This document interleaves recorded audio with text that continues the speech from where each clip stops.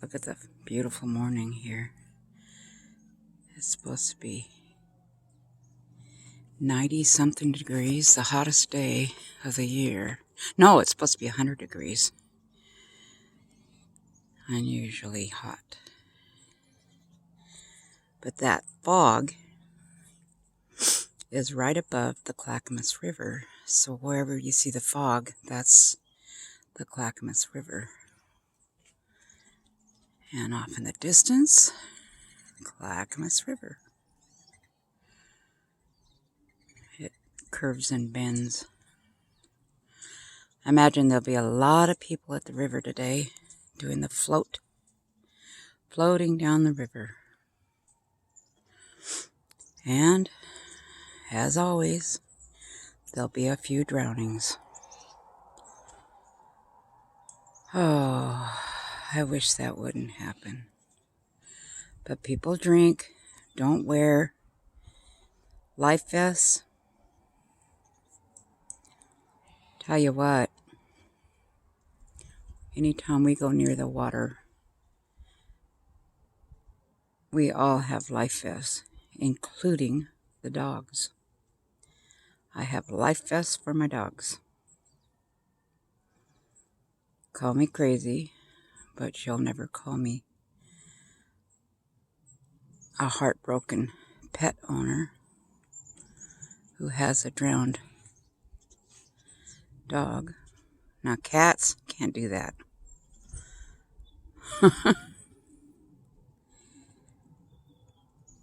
But anyway, all is quiet. Please, people, wear a life vest. Today is going to be deadly. I'll report tonight how many drownings there were on the Clackamas, the Columbia, and the Sandy River. Every hot day ends up a tragedy. Okay, here goes. Max heard the water going. Max.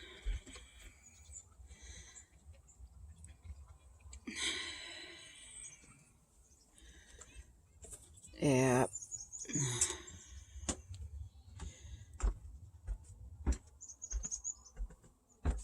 I'll put these. Put the gate up. That'll keep him.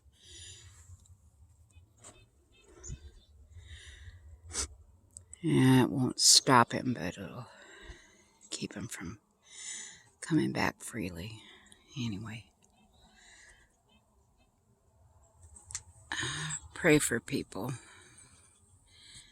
families, to make good choices and have their children wear life vests. The life vests are free. They're available at Oxbow Park. There is on the Sandy River, and all along the Sandy River there are little stations with free life vests for anyone's use, especially children. They're not free to take, they belong to the park, but just use it while you're there. Some people will steal them, that's alright, but they're replaced all the time. So, pray that the parents will use them. I will report back tonight how many drownings there were. I guarantee you there will be a few. Here in Oregon or Washington. Sad, but it's the truth. Oh, look at that red bird. I love all the birds that we have here. My favorite, not my all-time favorite, but one of my favorites is the chickadee. The one that just flew away. Isn't he cute? Anyway, I will put some... Oh, Max got out. He says, you're not going to stop me. Max, I had 2 of these hanging here What happened to the other one?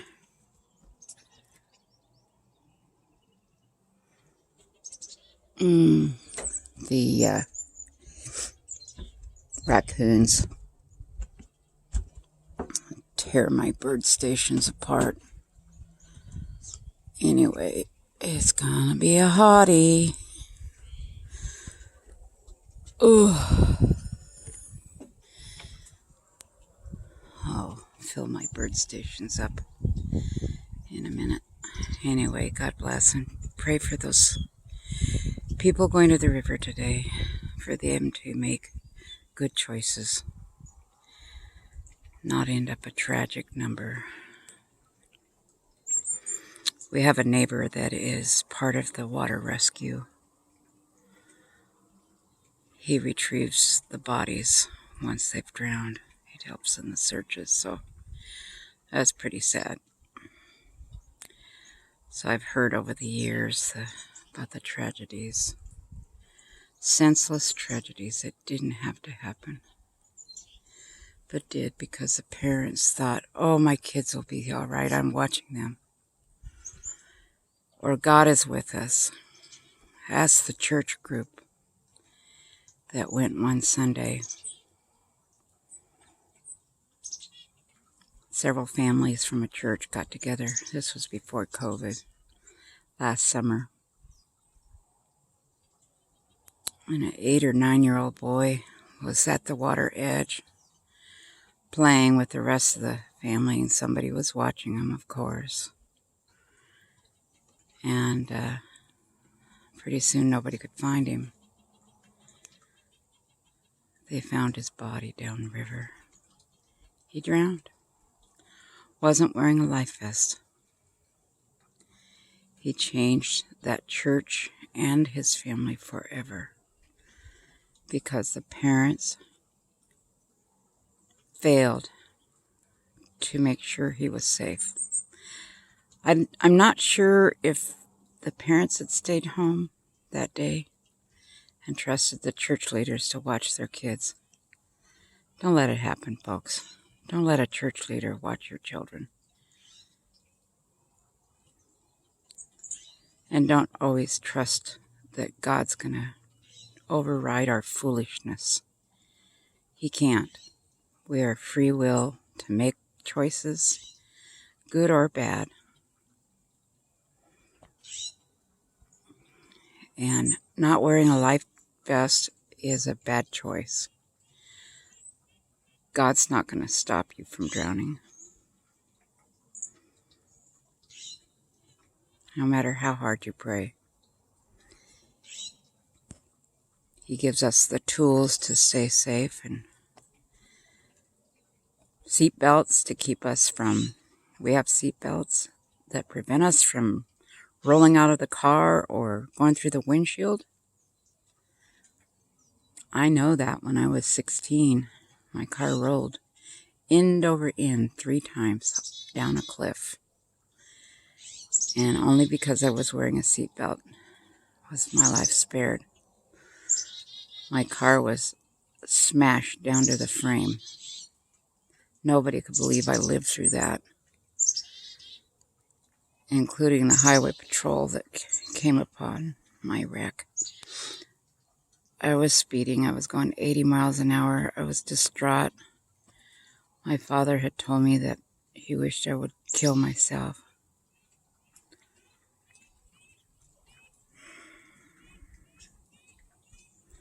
As something always did to me. I was the only one he did that to. My mother heard him, but she never protected me. So, I was distraught that morning, and I decided I was going to kill myself and have a head-on collision. I was on the back road from Redlands to Yucaipa.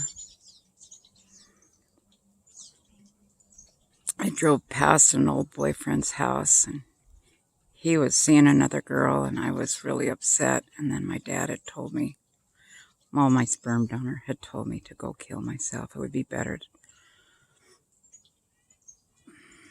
He hated me. My family won't agree because they like to hide their head in the sand. Because it didn't happen to them, then it didn't happen to me.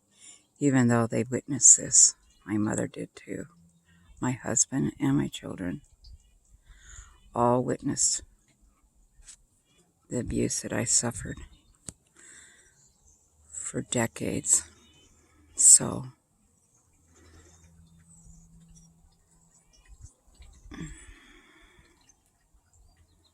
anyway, I was lucky I lived. I went to hit a car head on going to 80 miles an hour, and at the last minute I thought, I don't want to hurt another person. So I avoided the accident,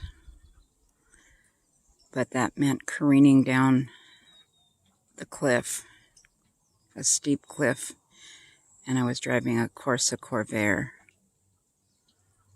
and it went end over end 3 times, smashing it down to the frame. But I laid on the seat next to me, the passenger seat, and hung on, and I had my seatbelt on. Had I not had my seatbelt on, I'd be dead. But that caused a lot of injury. But I was 16. Stupid teenager. I was very abused. My dad had always hated me. Anyway, pray for those going to the river today that they will make wise decisions and force their kids to wear life vests. Anyway, Felix, come here, fatso. Watch this. Anyway, I'll close this and get another video.